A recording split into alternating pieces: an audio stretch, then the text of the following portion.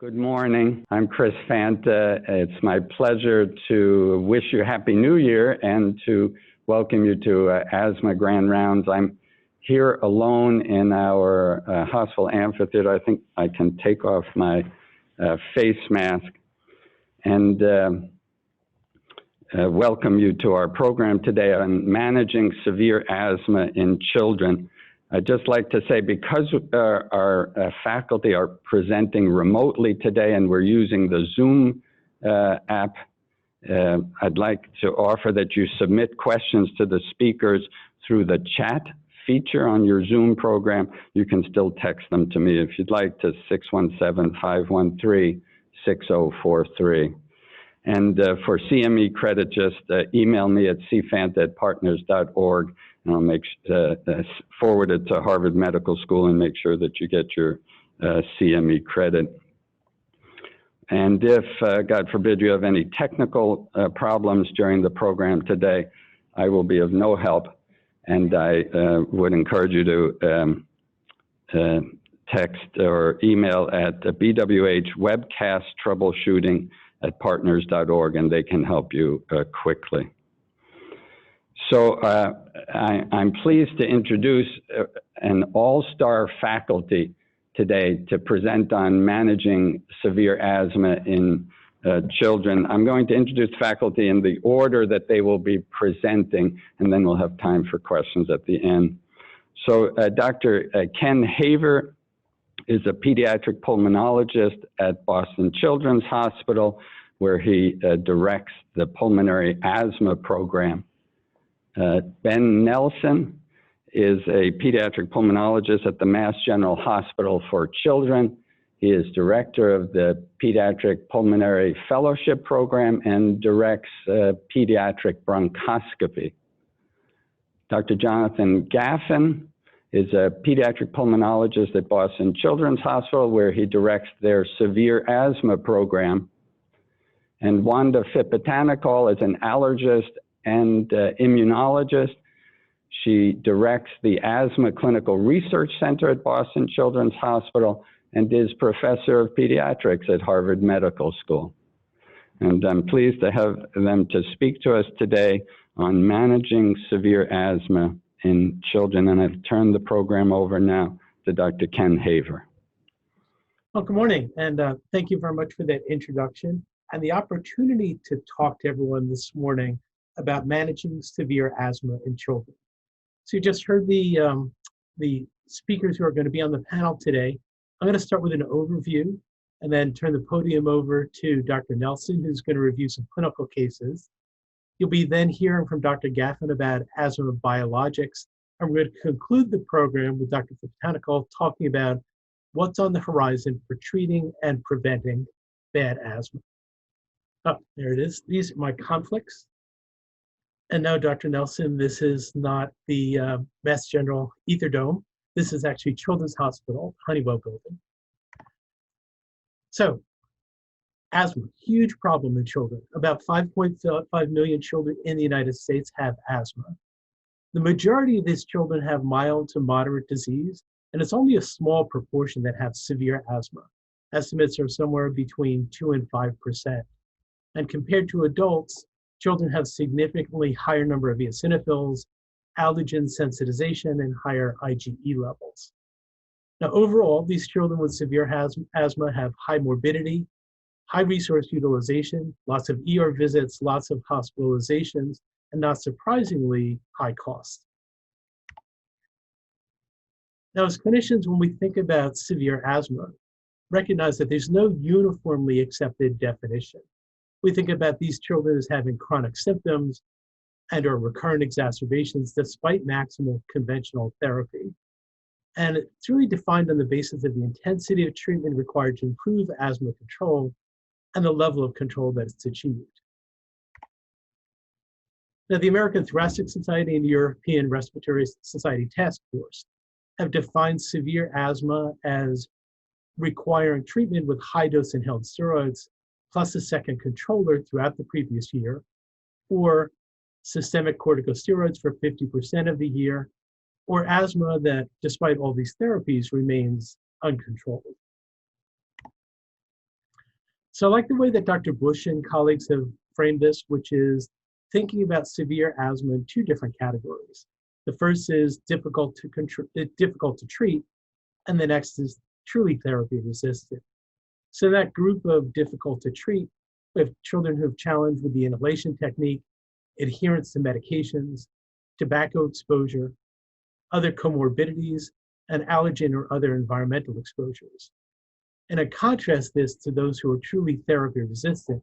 These don't respond to conventional therapy, and no exacerbating factors have been identified.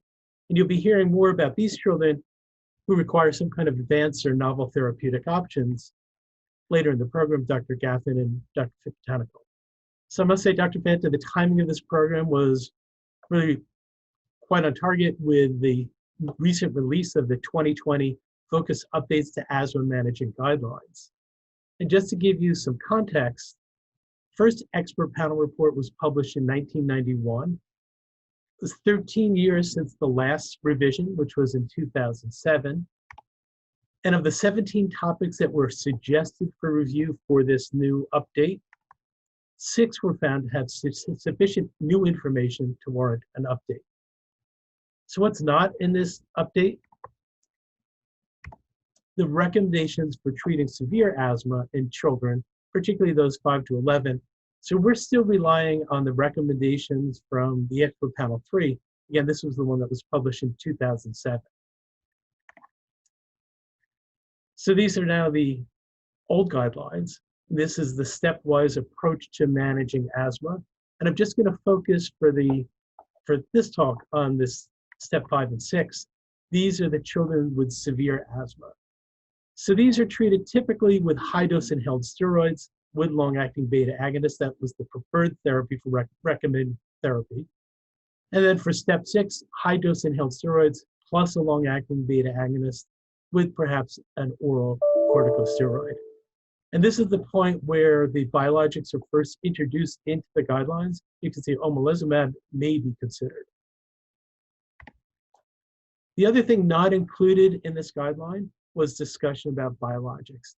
And I thought it was interesting that the authors note that they thought it was going to take another couple of years and didn't want to delay this 2020 update. So they did not make any specific recommendations about asthma biologics. For those, you're going to be hearing from Dr. Gaffin later in the program about how we're using them and what the current recommendations are. So of the 6 high priority topics identified for systematic review, many of these were covered in recent Partner Center asthma grand rounds, including use of exhaled nitric oxide, indoor allergens, adjusting medication doses for both day-to-day therapy and for using for treatment for exacerbations, immunotherapy, and most recently the bronchial thermoplasty.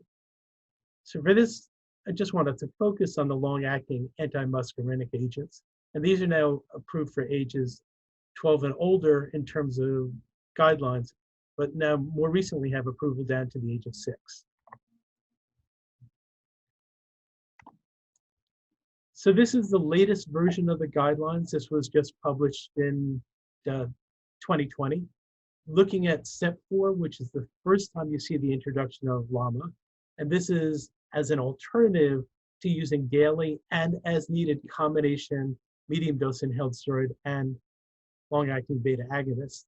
And then it's only when you get to step 5 that it becomes the preferred therapy, which is a daily medium dose inhaled steroid plus a long-acting beta agonist. And to this, you can add the LAMA. So how do these work? Competitively and reversibly inhibit the action of acetylcholine and type 3 muscarinic receptors in the bronchial smooth muscle, which leads to bronchodilation. Time to plasma peak is very fast at 5 to 7 minutes. Half-life elimination, 44 hours. And the maximal benefit may take as long as 4 to 8 weeks. In 2015, tiotropium was approved for maintenance of asthma. And as I mentioned earlier, it was approved down to the age of 6, just as recently as 2017. And yes, it can be used with a valve holding chamber for the children who need them. So in this recent systematic review of meta-analysis about using these agents, there were 15 randomized controlled trials with about 7,000 patients, which included about 800 adolescents. And they looked at a combination of trials including LAMA versus placebo plus inhaled steroid, LAMA versus LABA plus inhaled steroid, and LAMA plus LABA plus inhaled steroids, the triple therapy. The consensus was that LAMA plus inhaled steroid had a lower risk of exacerbations and improved lung function. It's not clear that it was better than LABA as add-on therapy. And at least in this review, triple therapy was not associated with a lower risk of exacerbations. Though there's been some more recent work, a phase 3 trial, which showed some improved lung function.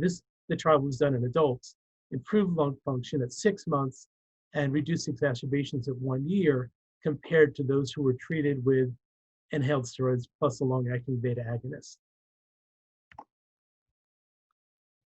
Now, what about for children? These are about 400 participants ages 6 to 11. It was a randomized trial that included treatment tiotropium of 5 milligrams, 2.5 milligrams versus placebo.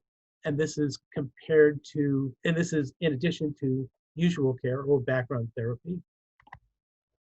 What they found is that compared with placebo, tiotropium 5 milligram add-on therapy improved FEV1 at 3 hours after dosing. There was also a small improvement in trough FEV1. And importantly, the safety and tolerability of tiotropium was comparable to that of placebo. This is similar to what has been shown in the adult trials. So there are still some remaining questions. I mean, there are no long-term outcomes. These trials are relatively short. The trials use only tiotropium, except for that last phase 3 trial that I spoke about. So it's uncertain if you're going to see the same results with some of the other LAMAs. And then the data in young children, there's only one small trial in the 2 to 5-year-olds that showed no difference in symptoms, but fewer exacerbations. So clearly, both larger and additional trials are needed before we start to see this routinely incorporated into our management.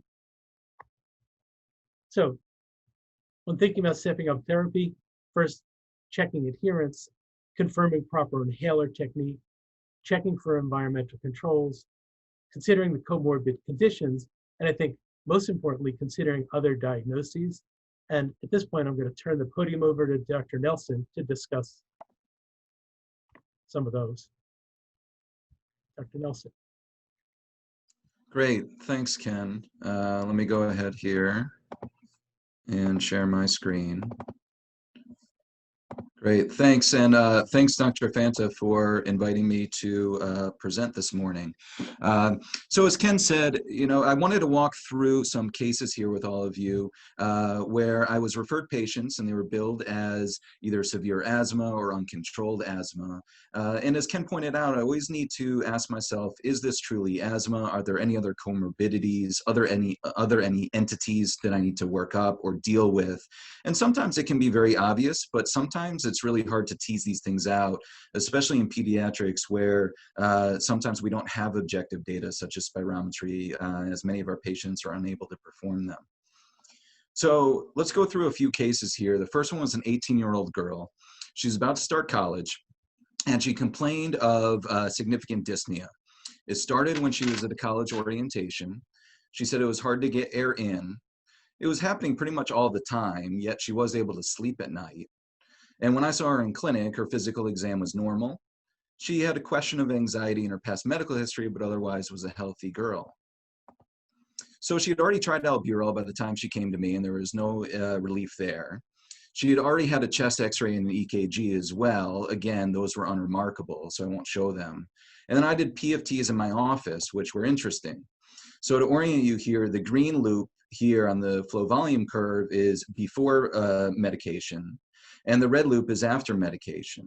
And considering she really hadn't responded to albuterol, and it didn't seem like asthma to me, I gave her ipratropium, and you can see here in the peak flow, she had a 47% increase in her inspiratory loop after the ipratropium. The next case was a 15-year-old female cheerleader. She was short of breath and she had audible wheeze during a routine.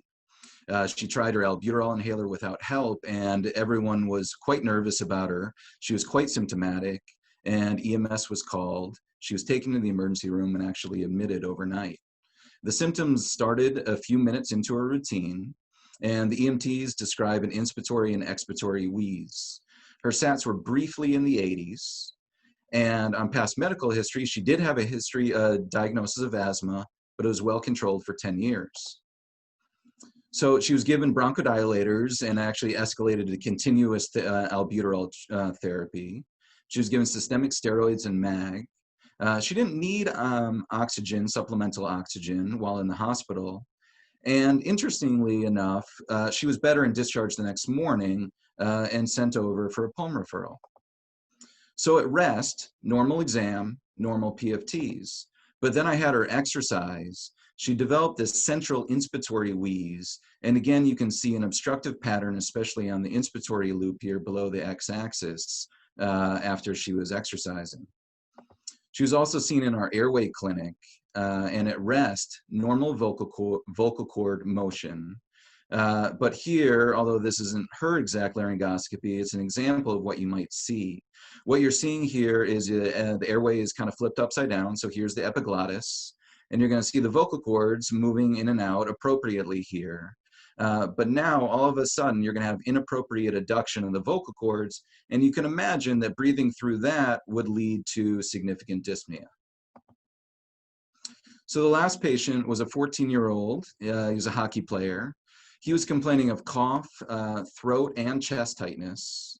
Sometimes he would become symptomatic a few minutes into exercise, but sometimes it would take a good 15 to 20 minutes.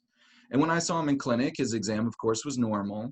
And he did have a diagnosis of asthma, it was uncontrolled, and seemed to be getting worse over the last 3 months. He was on low-dose fluticasone as well as montelukast and took albuterol when he needed it and was taking it quite frequently. And he had a simple exercise study, and you can see two things here. Above the x-axis on your flow volume curves, you can start to see more significant obstruction, which is consistent with a reversible airway obstruction, such as you would see in exercise-induced bronchoconstriction. But then you also see, if you look at the flow inspiratory loop below the x-axis, you start to see some flattening there as well. So the bottom line is all three of these patients, although very different in presentation, different in severity, they all had what was consistent with either exercise-induced vocal cord dysfunction, paradoxical vocal fold motion. There's lots of names for it. But the bottom line is this is episodic. It's inappropriate adduction of the vocal cords during inspiration. And the key to take away here is that there's no one specific presentation. It can happen with exercise most commonly, but it can happen at rest as well. Some patients are quite mild and some end up being admitted to the hospital. So you really have to kind of have a broad sense of what this is. It's quite common, and oftentimes it is misdiagnosed as asthma, although it can occur, as is seen in our last patient, with patients with actual reversible airway obstruction. The mechanism, to be frank, we don't know this for certain, but there are proposed mechanisms.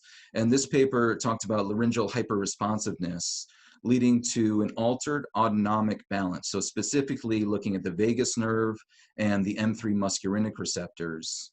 And if this autonomic imbalance is persistent, then subsequent stimuli can then lead, such as stress, exercise especially, can then lead to airway narrowing at the glottic level. And the mechanism here that they describe we'll come back to in a second when we talk about therapies. This is a table that is just kind of showing the main differences between exercise-induced bronchoconstriction and PVFM. Most of these, if not all of them, really can be teased out with a good history. And the ones that I see the most are timing. So asthma really does take 10 to 15 minutes to kick in, whereas with PVFM, patients will say they become symptomatic right away, or they'll say, you know what, I'm fine when I'm practicing, but then when I really push myself, I become symptomatic right away. Given that it's an extrathoracic obstruction, they'll present oftentimes with stridor, but the patient will always tell you that it's wheeze. So you really need to differentiate between the two. They may or may not complain of throat tightness, and they usually are not coughing. So patients with PVM usually are not going to be coughing, and obviously they're not going to be responsive to regular bronchodilators such as albuterol. I consider this mainly to be a clinical diagnosis. You can sometimes see evidence on PFTs and see flow volume obstruction in that inspiratory loop.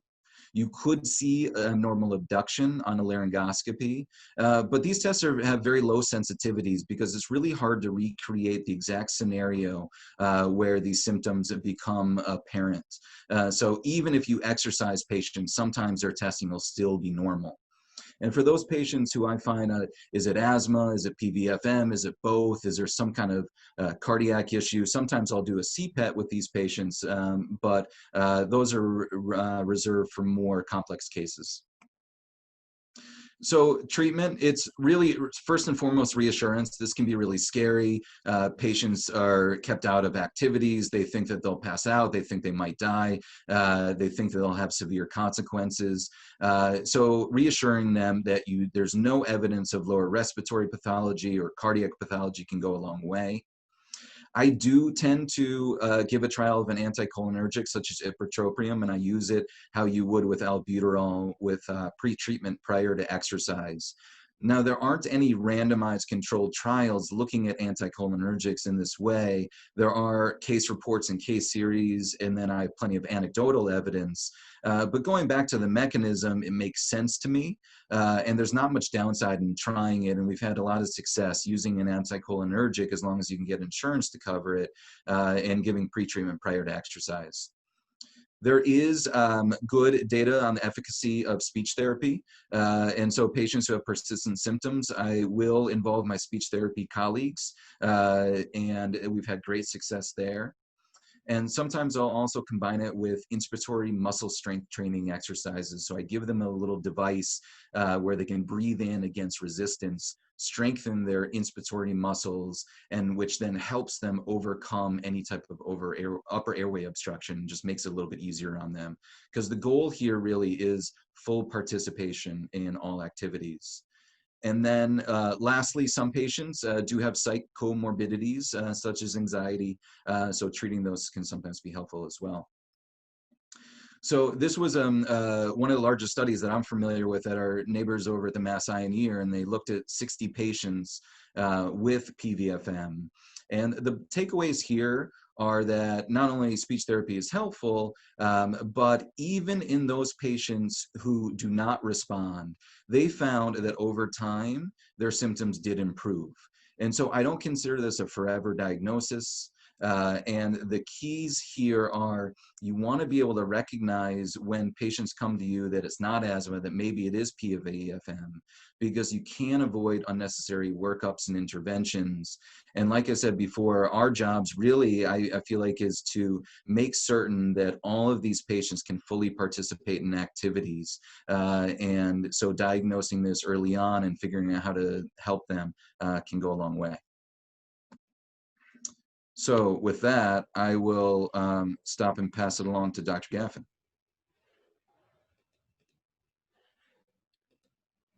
Great, thank you very much. So in the next few minutes, I'm going to talk about the biologic therapies in pediatric severe asthma. I have nothing to disclose related to this talk.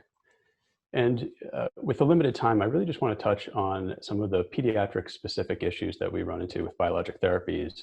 I'll talk about what's available and to whom, a very qualitative overview of the pediatric data, and a little bit more time spent on choosing a biologic for a child in those considerations. So for really focusing on what's available for children under age 18, there's 4 available FDA-approved drugs on the market in the US. Omalizumab is approved for children 6 years and older with moderate to severe asthma with perennial aeroallergen sensitization. It also has FDA approvals for chronic idiopathic urticaria in children over 12 and nasal polyps. And this works by binding to free IgE, and it inhibits the binding of IgE to its receptor on the effector cells. Mepolizumab and benralizumab are both IL-5 targeted drugs. Mepolizumab is approved down to age 6 for severe asthma with an eosinophilic phenotype.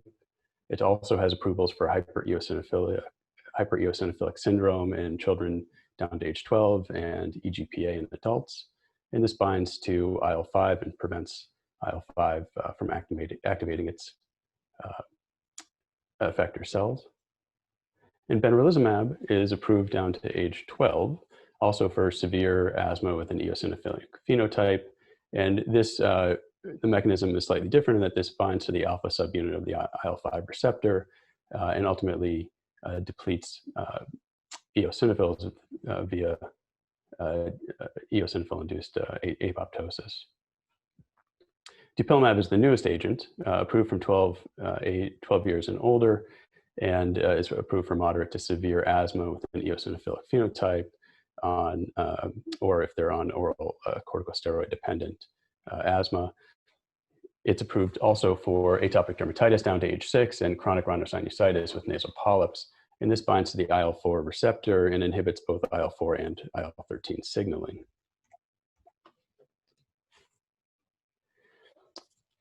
In a very qualitative way, I want to present to you some evidence for pediatric use, and really to highlight in this first row that with the exception of omalizumab, that's just been around for a lot longer, its first approval was in 2003, there's very few pediatric subjects that were included in registry trials and subsequent trials for the newer agents.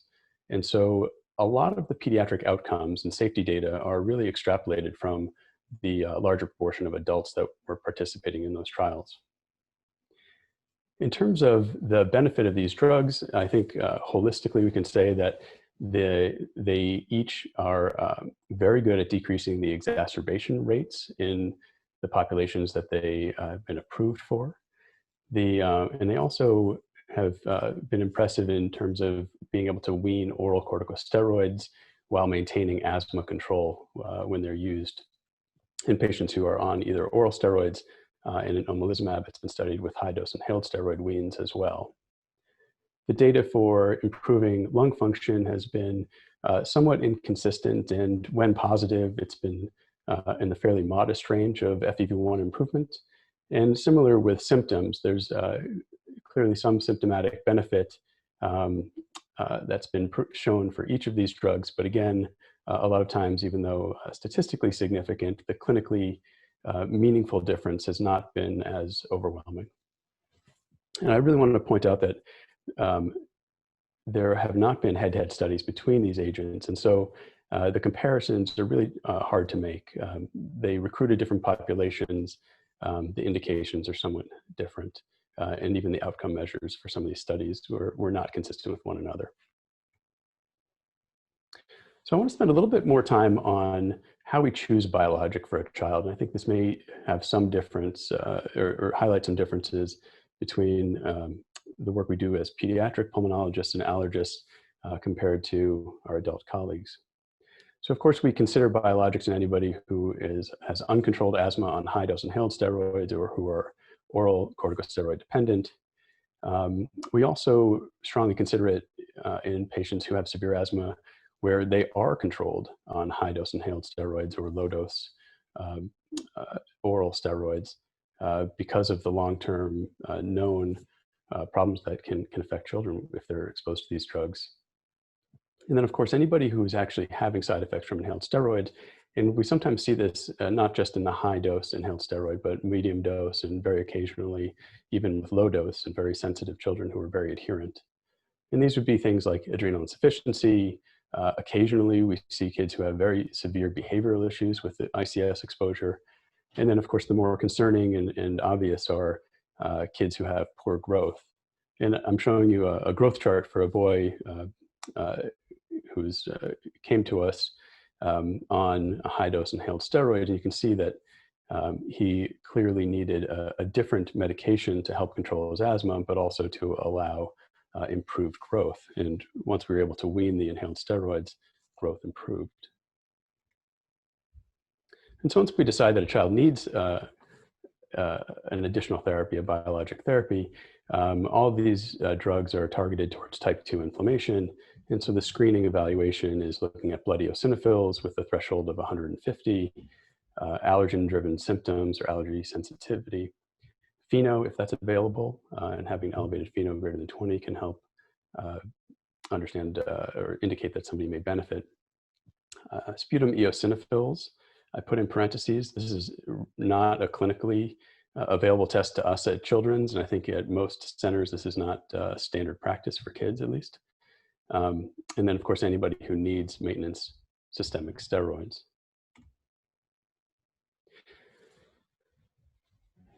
What's a bit more difficult to nail down is which is the right agent for the child. So once we've identified that they may be eligible, there's a lot of debate around, and I think a lot of personal variability and practice variability around which agent to choose first and how to go about making those decisions.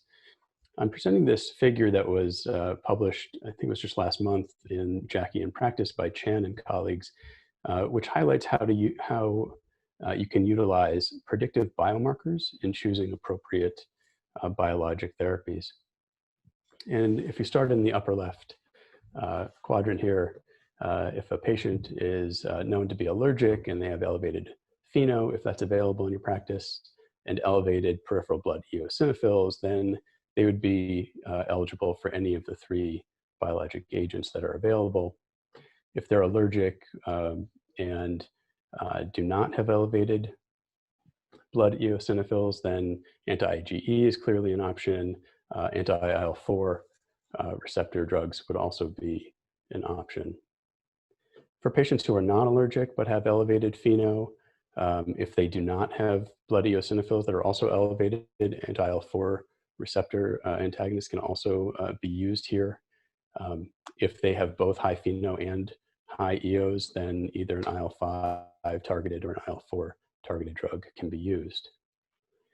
I just want to highlight 1 or 2 items on this chart that I think sort of bear mentioning. So first is that the threshold for eosinophilia here clearly marks a very high level at which we know that there's improved drug-related outcomes, but there is also a benefit even down to a level of 150. And so where they suggest that if it's not over 300, that you should call it T2 asthma and not offer a biologic, I think that that's not where most of us practice. That in a child who otherwise would be eligible for an eosinophil count over 150, we would still consider either an IL-5 or an IL-4 drug based on the efficacy studies there.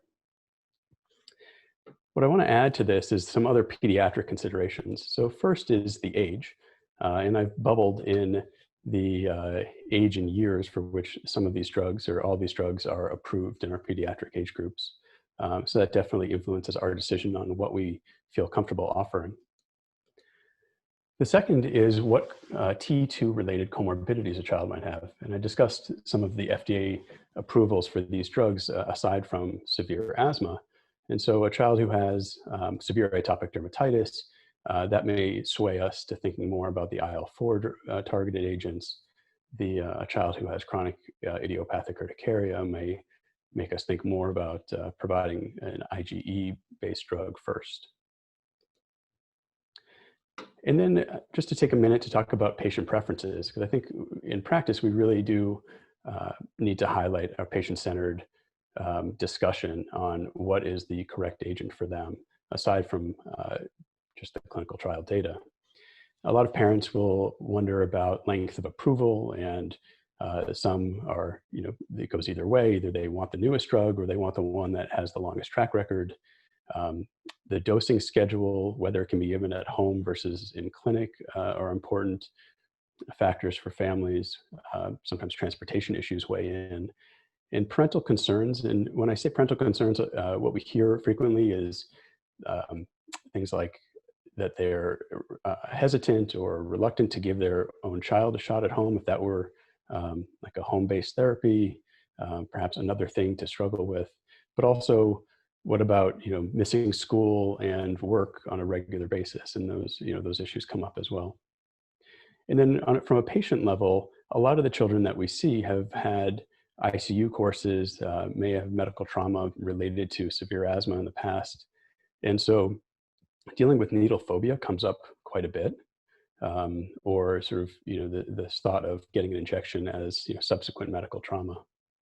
And then, of course, with any agent, we talk about the side effect profile and make sure that risk and benefit are matched as best we can. So to summarize some of my comments on the biologic therapies, the drug choices are limited by age group. I think that's one unique consideration. It's really important to identify or note that much of the efficacy and safety data for the newer agents especially is extrapolated from adult trials or adult primary recruited trials.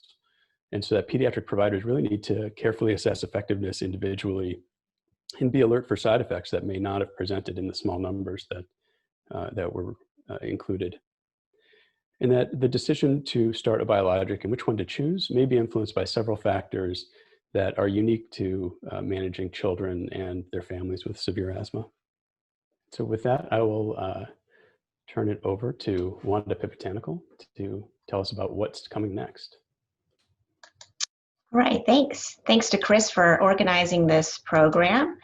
And over the next 10 minutes or so, I'm going to go over some exciting NIH-funded initiatives. I only have time to talk about 4, and hopefully we will have time for questions afterwards.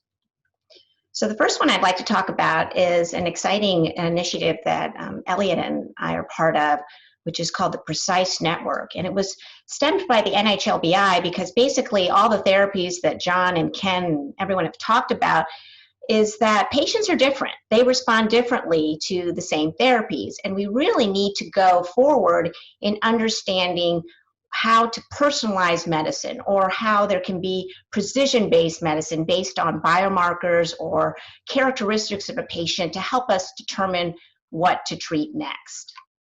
So this is a little bit on the schema of the PRECISE Network, and it's an adaptive study design. So those of you, probably most of us in this conference, don't do cancer trials or oncology trials, but that's how they do many of their studies, is an adaptive type of strategy, where that way they can test many therapies at the same time with the same network.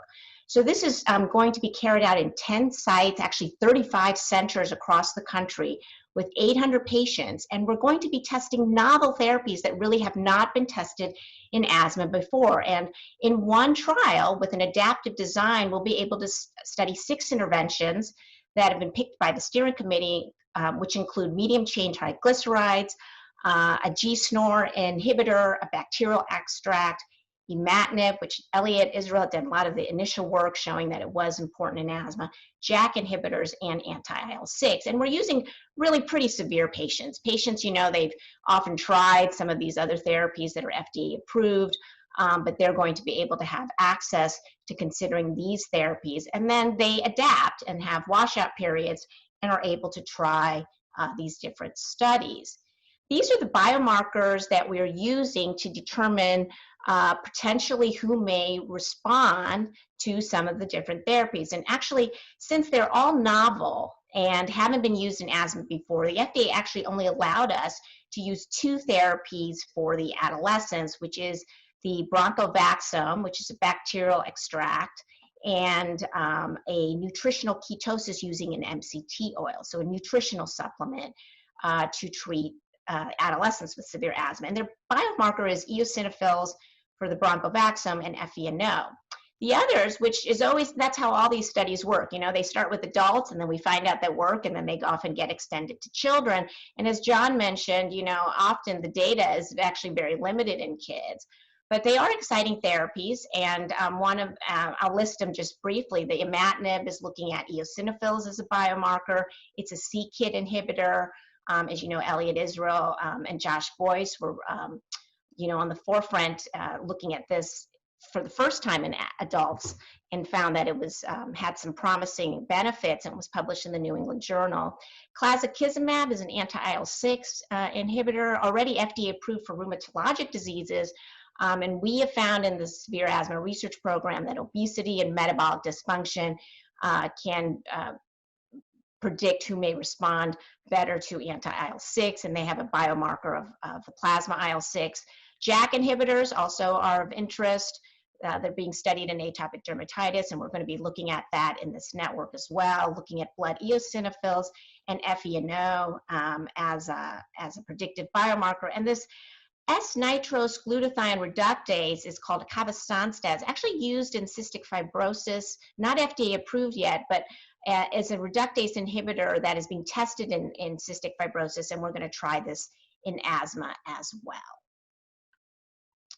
So there's precision-based therapy, and the NIH is putting a lot of effort into that. And then another NIH-funded approach that we're looking at is potentially a genotype stratified approach. This was some really elegant work done in collaboration with my colleague over at Children's, Talal Shatila, that was published in Nature Medicine a few years ago that really identified that there's a certain IL-4R alpha Q576 polymorphism that seems to be much more common in Blacks and Hispanics, really frequency in about 68% of Blacks. It is present in whites as well, but this allele seems to be really associated with really, really bad asthma, really difficult to control asthma. We've seen it at Children's. A lot of times when the patients just don't respond to anything else, we often offer to do this genotype, and often they seem to have this polymorphism. And this polymorphism seems to direct this type of mixed Th2, Th17 response. And this is just one of the figures from the Nature Medicine paper that you can see that there's this kind of dose-response relationship between those who are homozygous to this allele, RR, versus heterozygous, the QR group, and the wild type allele, which is QQ, that they have this really increased inflammatory response and increased IL-17 response. And it's really dictated by genotype, which is often more common in Blacks and Hispanics, which we all know seem to suffer from disparities or more severe asthma. So most recently, we published, just came out in Nature Immunology, that we also found another pathway that is related to this genotype on the Notch4 pathway in T regulatory cells. The panel on the left shows that based on genotype, you can see that the asthma severity increases, and that also there's this interaction by genotype and those with Notch4. And on the panel on the right, you can see that there's this clear, compared to healthy controls, there's this clear dose-response relationship between those who are healthy, mild asthmatics, moderate, and severe on this Notch4 phenotype, and that they are more likely to have this, RR mutant allele. So really kind of adding to the story of a kind of novel pathway, and also that is related to genotype and really stems on this IL-4 receptor. So that gave way to some rationale for another NIH-funded initiative using something that is FDA approved for asthma. John mentioned dupilumab, which we know first was approved for atopic dermatitis and now is approved for asthma, and it blocks the IL-4 receptor. So could potentially patients who present in this type of genotype phenotype, could they potentially respond better to a therapy that is already available that blocks the IL-4, IL-4/13 pathway? And so that gave rise to this new trial we call the IDEA trial, which the premise is that that this IL-4 Q576 variant drives this mixed Th2, Th17 response, and that asthmatics harboring this variant may manifest a particularly favorable response to dupilumab, which acts directly on the IL-4R alpha. We will also in this study look at the potential for the acquisition of potentially favorable long-term tolerance using dupilumab. And so this is a schema of the study. Elliot is going to be helping over on the adult side. And there are two other centers, as you can see, one in New Jersey and Michigan, that's going to be doing this exciting genotype stratified trial using dupilumab. So what we're going to do is up front, we are going to genotype them and identify whether they are wild type, whether they are heterozygous, or whether they are homozygous for the allele. And then up front, we will split them into 3 groups and randomize them 1-to-1 in dupilumab versus placebo. And they'll be treated for a year. We'll, of course, monitor their health outcomes. And then we will stop their therapy after 1 year with some guideline-based management, and observe and see if any of this benefit remains. So we'll basically be investigating this type of genotype personalized response to therapy and study preliminary mechanisms of disease modification through the study. Having, again, Talal Chatilla will be doing some of the exquisite mechanistic studies in this trial. I also want to briefly mention, given this is the partners grand rounds, that the Severe Asthma Research Program has been renewed for its 4th cycle. Bruce Levy is leading it, and of course Elliot is leading the adult center as well. And basically this has been probably one of the largest cohorts of severe asthma in the US, which included about 700 or so adults and children with asthma. We're going to be continuing to follow them. Some of the children will be moving on to be adults, and looking really at extensive longitudinal and immunometabolic phenotyping to advance our understanding of severe asthma. Why do patients develop severe asthma? Why do they continue to have severe asthma? And it'll have really exquisite phenotyping to understand persistent type 2 inflammation, non-type 2 inflammation. There'll be bronchoscopies and CTs. And it's really a very exciting collaborative study, which will have specific aims really to help us rigorously and comprehensively investigate the molecular and cellular origins of severe asthma. And of course, we also are funded to look at COVID infection rates as well. So we know that there's severe asthma. There's some exciting things coming in the pipeline, but being pediatricians, since we see them early on in life, is there anything, absolutely anything we can do to prevent this badness of persistent severe asthma? And so I would like to give some rationale of an exciting prevention study that we are leading here in Boston. And the rationale begins with the natural history of asthma. We know that asthma often starts with early allergy and wheezing, and particularly around the age 2 to 3 is when you kind of start to develop allergic sensitization. And then it kind of takes off into the school age years and into adolescence. And asthma also follows suit. So we think that there's, we know that, of course, maybe you could think about, intervening early on, but you also want, when you do a prevention study, particularly with something that I'll be talking about, you'll want to have it when they're already at least starting to have disease. And we think that the ages 2 to 3 is kind of this window of opportunity where allergy really takes off, and it's so important in asthma. And is there something we can do to impact or intervene? So I like to view the development of asthma in triple threat. There are 3 really important factors that really determine who's going to go on to develop persistent asthma. And I view atopy, we know in multiple studies, is really a pivotal risk factor for really going on in childhood to develop severe and persistent asthma.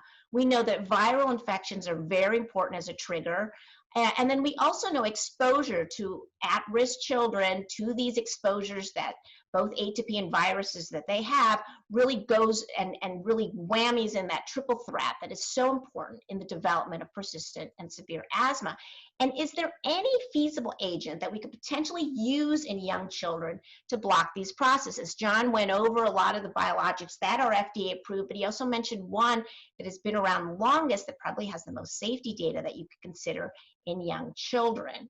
So I don't have time to ask you guys who you think what might be a good candidate, but we do know that omalizumab or anti-IgE works in asthma. I think everybody knows it's FDA approved down to age 6. This is their classic figure from the New England Journal that showed that omalizumab blocked exacerbations, particularly seasonal exacerbations. And then we also know that it really works also on virally induced wheezing. That they did a follow-up study, and they treated children just before the fall epidemic in September, and also showed that omalizumab really blocked those peak seasonal viral exacerbations. So the premise or hypothesis of this study is looking at the natural history is, could something like early on treatment of IgE, anti-IgE, could that prevent or modify the course of asthma? To go over the natural history of asthma, you got these kids that seem to be at risk, and they develop aeroallergen sensitization, and they get all this IgE-mediated allergic inflammation, and they don't respond well to viruses. then they get all these viral infections and they get recurrent wheezing and a lot of airway damage. And then they go on to develop what we call the atopic march, which includes eczema, food allergy, and allergic rhinitis. And they go on to develop really persistent and established asthma. And could something like omalizumab, which blocks potentially aeroallergen sensitization, we've seen evidence that it restores antiviral responses, and then could it potentially block the atopic march and block the course onto persistent asthma? So this is the study. This is the Prevention of Asthma in High-Risk Kids study. I'm the overall PI. Elliot is also involved as well. And basically, we're looking at 250 allergic wheezing toddlers who are at high risk. They're basic allergic wheezers. Their ages 2 to 3. And for the first time, because as you know, John said it's only FDA approved down to age 6, we're going to treat 2 and 3-year-old allergic wheezing toddlers with anti-IgE. We'll treat them for 2 years, and then we'll follow them 2 years off of the therapy. So by the time they're ages 6 to 7, we will have the ability to see whether they developed asthma as one of the primary outcomes. Did we prevent asthma, or did we modify the course of the disease? Those who developed asthma, will their severity be less? And of course, we will also look at a lot of other health outcomes, including wheezing, rhinitis, and food allergy, and of course, have the opportunity for some exciting mechanistic studies. So these are just, I had time to just talk about 4 major NIH-funded initiatives that are being done in Boston, of course, with lots of other collaborators. We have the Precision Biomarker-Driven Novel Treatments for Severe Asthma and the PRECISE Network. We have the IDEA study, which is the genotype stratified trial, which is really looking to see who will respond to a biologic that acts on the aberrant genetic pathway. We'll be looking at understanding phenotypic data and critical gaps in knowledge for severe asthma, and looking with the SARP IV, their 4th iteration. And then, of course, we're looking to see if we can actually prevent asthma with early treatment in anti-IgE with the PARC study. And if anyone has any other questions on anything that's going on at the center, and of course, I'm very grateful for the collaboration with Elliot over on the adult side, as we really work to move forward the field and identify novel therapies to treat and prevent asthma. These are the centers for the PARC study, and these are my kids, and my overall hope is that in my grandkids, maybe that next generation, because they suffer a lot from allergies, will we be able to block the course of allergic atopic diseases and asthma and limit the suffering in future generations. So thanks a lot, and I think I gave time. We all had to have questions and discussion, and I will try to, do I stop sharing? There, okay, so I think we do have time for some questions.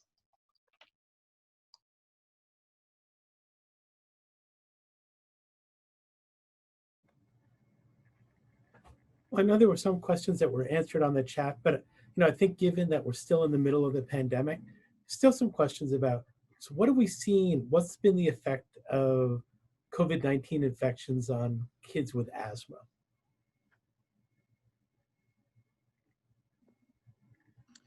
I'm happy to talk a little bit about that.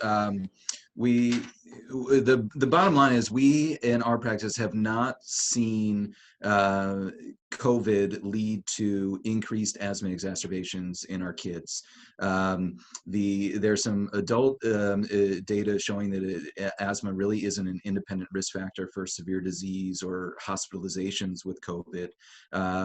The complicating factor, though, is that believe it or not, social distancing and wearing masks really cuts down on transmission of most viral illnesses. And so we're seeing much less in the way of asthma exacerbations in general because kids are distancing. But we have had patients with underlying diagnosis of asthma who contracted COVID, and it doesn't seem to be higher risk. So I really haven't changed my practice as far as how I'm treating them.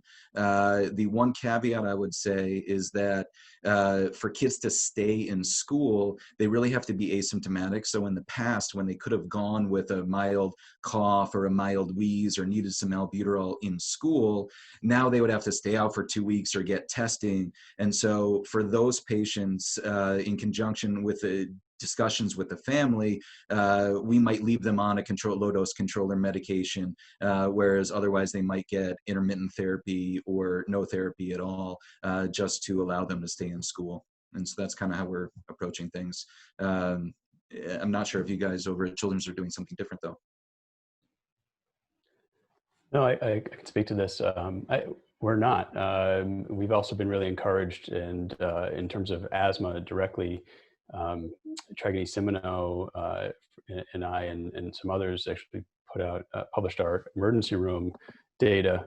We've had an 80% decline in the first couple of months after the COVID pandemic began, likely just due to social distancing and avoidance of these germs, among other things. Kids maybe were taking more medications and being more diligent about both avoidance and medications for their asthma.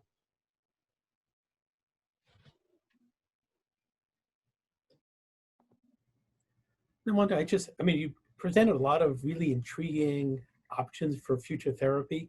If providers wanted to refer patients for these trials or get more information, how can they get that? And how can they make those referrals?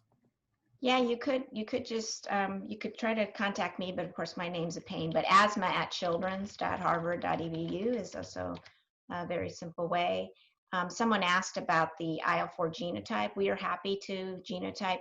Many of the Palm folks have asked us about some of their really bad, severe asthmatics. Would it be possible to genotype? And usually Talal is usually quite delighted to help with that. So, yeah. I see Benji had asked too something about masks. I don't know, I see some on the chat and some on this, but mask as a new prescription for severe asthma. That's a good question. Right now, I think we are all wearing masks. It might be an EPR 5. There are challenges though with that, just a severe asthmatic is wearing a mask as a child or just in general, right? I mean, I think that, it clearly has helped the pandemic. Clearly we've seen less asthma, but are we all going to be wearing masks in the foreseeable future?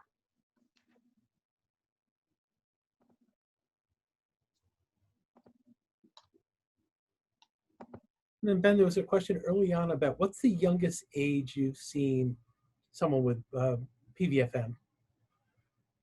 Yeah, I would say the vast majority of patients I see with PVM are teenagers, by far and away, especially those who are athletes.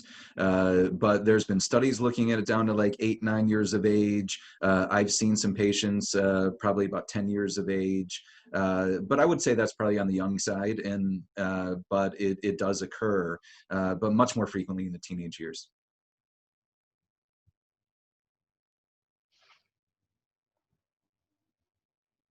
I know there's been some interest in getting spirometry available for more primary care practices.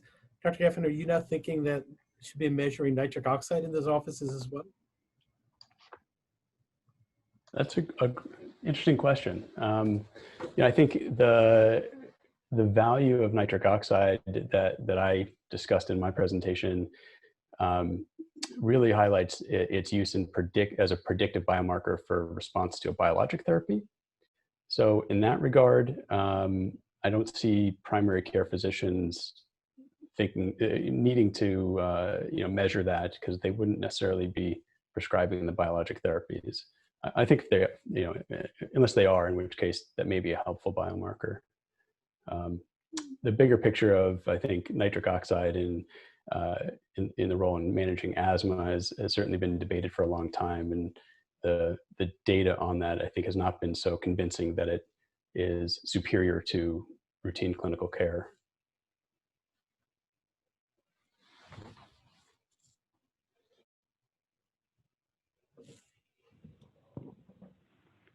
Can I take this opportunity, please, to thank all of our speakers for a terrific and stimulating presentation. I enjoyed it very much and learned a lot. And I also want to take a moment and thank the audiovisual team here at the Brigham, including Anilta Gomes, who did a great job with the novel Zoom meeting approach that we use. And look forward to seeing you all back in March when Dr. Michelle Cloutier, who led the expert panel report for development, will be speaking on the new asthma guidelines at Asthma Grand Rounds. Thanks to all of our panelists. Great job.